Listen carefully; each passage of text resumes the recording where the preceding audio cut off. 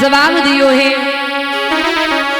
क्या तुम मुर्गा बन जाना मैं बाबा बन जाऊंगा।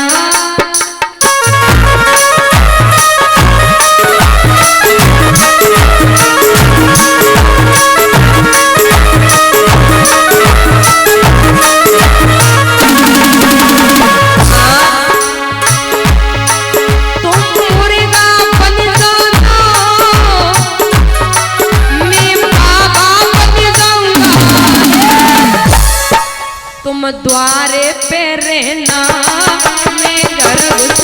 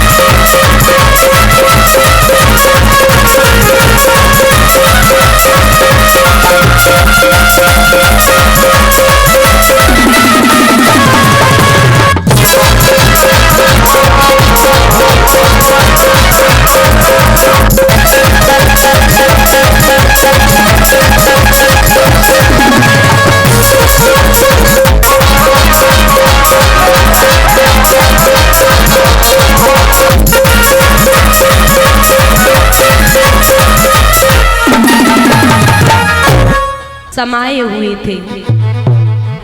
जब लौट के आया तो संत ने वही धनुष रखा और निकल गए। फिर धनुष को रावण उठाता रहा लेकिन उठा नहीं पाया। राजा जनक का राज सामने था। हाँ, उठा तो वो किसी ने नहीं पाया। राजा जनक ने भी खिंचवा करके महलों में रखवाया था। वो भोले बाबा का धनुष था। रावण तपस्या करके लाया था। वो मैया सीता ने एक हाथ से उठा दिया। वही धनुष था।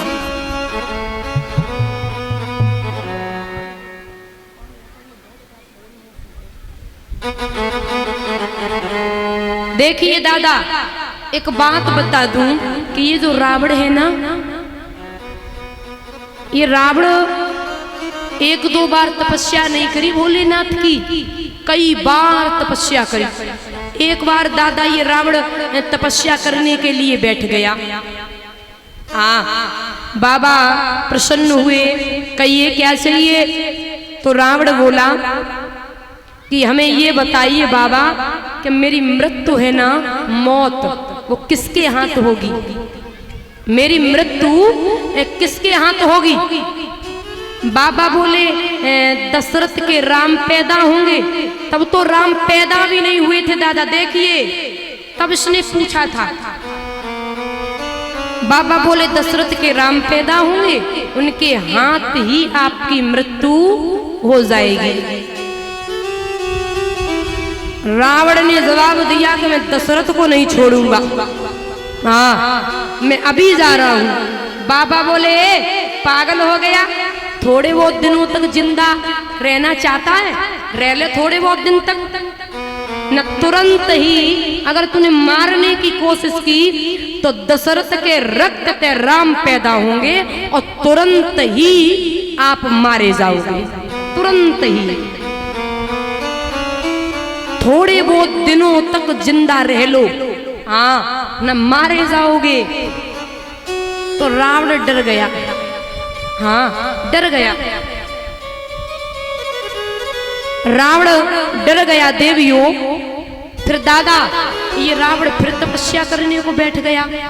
थोड़े समय के बाद फिर तपस्या करने को बैठा। बाबा बोले अब क्या चाहिए?